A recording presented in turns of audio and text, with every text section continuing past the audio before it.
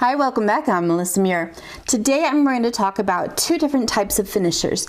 We have a magnetic pin finisher as well as a rotary tumbler.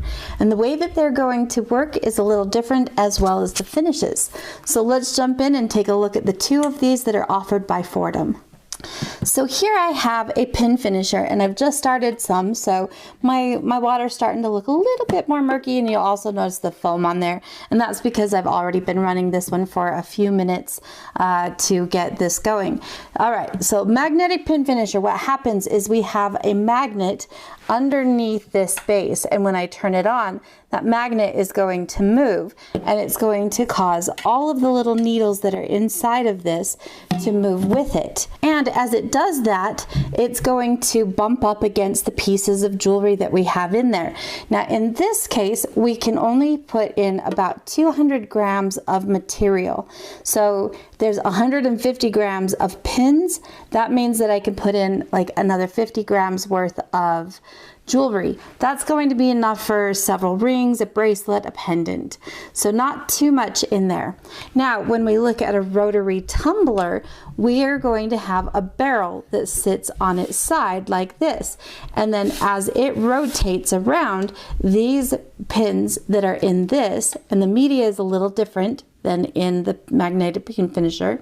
But as this rotates, it's going to take my pieces and it's again going to bump up against my pieces, but now we're doing this in a rotating action that is like this, where it's got a little bit more gravity versus something like everything is bumping into it because the magnet is pushing it that way.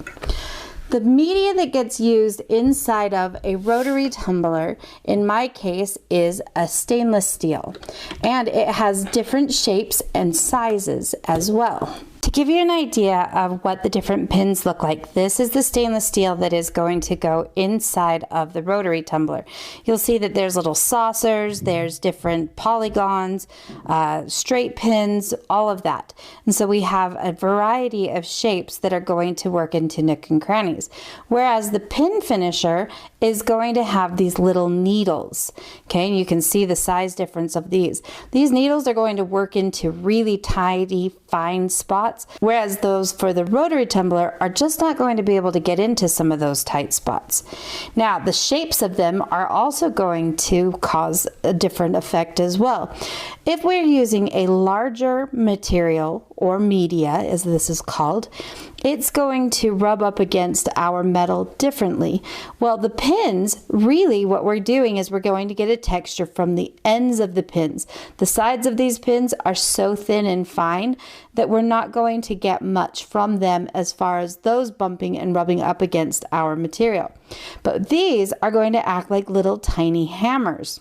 And so the finish that I'm going to get from a magnetic pin finisher is going to be very matte. Whereas the finish that I get from a rotary tumbler is going to be one that's more burnished, polished, and smooth. The barrel for the magnetic pin finisher has facets in here, and that's going to help that as my pieces and these pins rotate around, they're going to get agitated by each of these facets, which is then going to stop my pieces and allow those pins to come in and hammer up against it. So you'll notice that on the rotary tumbler, the barrel is not round, but rather hexagonal. And again, that is going to help with my pieces so that they will kind of hold into place a little bit as it rotates and allows these pins to run up against them, and that's what's going to cause our burnishing action. Now the pin finisher, like I said, can hold 200 grams, and that means that if I've got 150 grams in here, that means I can put in 50 grams of jewelry. That's 1/10 of a pound. Whereas in my rotary tumbler, I can have up to 3 pounds. So if I have 2 pounds of pins in here, or this media, then that means I can put in up to 1 pound of jewelry. They are going to work a little differently. Now, as far as how long does it take to get things finished, my pin finisher is going to work much faster. The rotary tumbler is going to help a little bit with the hardening action. Now this is not going to do a lot of hardening, so it's not going to be the same as if I hit a piece with a hammer.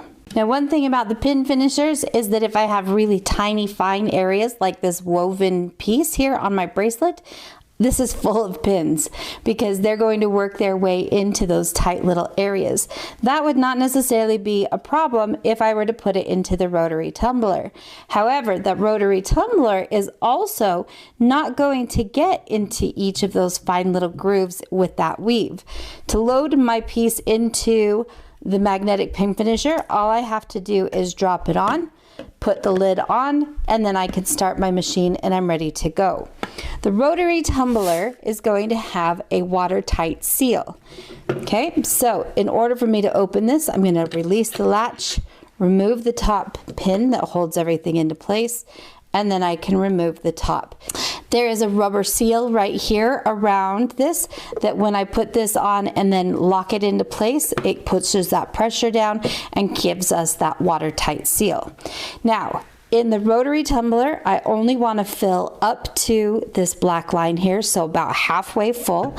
And on the pin finisher, there is a little line on here that is labeled that tells us where our fill level is. We've got a minimum and we also have a maximum, but I always shoot for that middle of the range. Now, to load our rotary tumbler, I'm just going to take my pieces. Some of these are finished, some of them just have a little bit of tarnish, and some of them still kind of have that milky white look after soldering. So I'm just going to drop those in, close this up,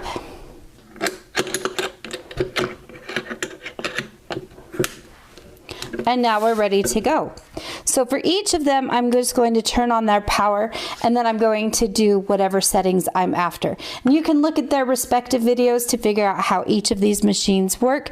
But in this case, I'm going to slow things way down because this particular rotary tumbler goes very fast. I like mine to rotate probably at about a speed of 15, and then I can set my timer or whatever else, and I can even change my direction. And then all I have to do now is hit start here. To start this one, I just make sure that my power is on, and I'm going to rotate this timer, and that's going to tell me how long it goes. Once it hits that, I'm going to hear a ding, and it will turn everything off. Now again, this is going to work much faster. My pieces and my water will heat up as this action happens. This one, I'm not going to heat up quite as much with the friction, but there will be a little bit of heating up that happens. So we'll get these both started and we'll check back in a few minutes to see how far we've come.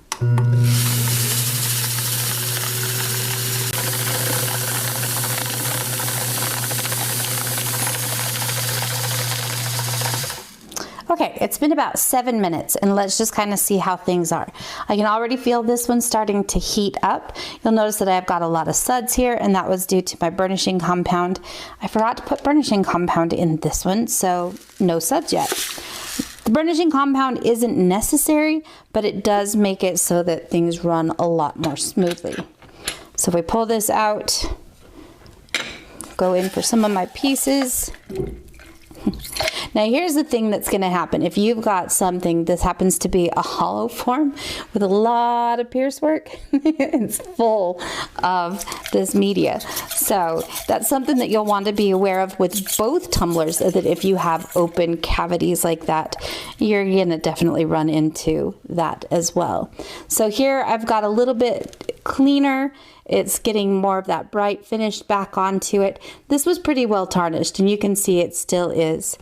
When I pull out some of these rings, if you remember, some of them had kind of a matte finish to them because they had just come out of the pickle. And now they have a really nice bright shine to them. They look nice and polished. Not completely yet because again, it's only been in there for about 7 minutes. But if I leave them in there for an hour or more, they're going to be really nice and bright and shiny. Now if we take a look at some of these items that were in the magnetic pin finisher, here's a piece right here. I'll notice that it's now much cleaner than it was. It was starting to get a lot of surface tarnishing that was happening. It's now much brighter, but it also has a matte finish to it. Looking at this bracelet, again, everything is looking really good, especially in these tiny little crevices, but I also noticed that it is full of the little pins, so I'm going to have to go through and make sure I remove all these little pins so that I don't have anything poking me as I'm trying to wear it. So that gives you kind of a brief look at the magnetic pin finisher versus a rotary tumbler. Again, magnetic pin finisher is going to give me more of that matte finish, whereas the rotary tumbler is going to give me more of a burnished look, and that's going to take me into more of a high polished look. This is not polishing. The polishing process actually involves removing or moving that metal. This is just burnishing. So you want to make sure that you know the difference there. The magnetic pin finisher does get my surface to a nice even level that I find it is then easy to take it to a higher polish afterwards. But even that will happen to an extent here with my rotary tumbler. In both cases, they are going to help reduce some sharp edges. So if you have things that you've filed and you just want to make sure the edges are smooth, both of them are going to help with that. However, they're not going to alleviate it completely. As always, if you have questions, make sure you leave comments down in the comment section and we'll get back to you. There are videos on each of the specific tumblers and finishers so that you can take a little deeper dive into those. Make sure you subscribe, ring that bell, and mark that you want all notifications so that you don't miss any of the other tool reviews that I do. And thank you for joining us today, and we'll see you guys next time.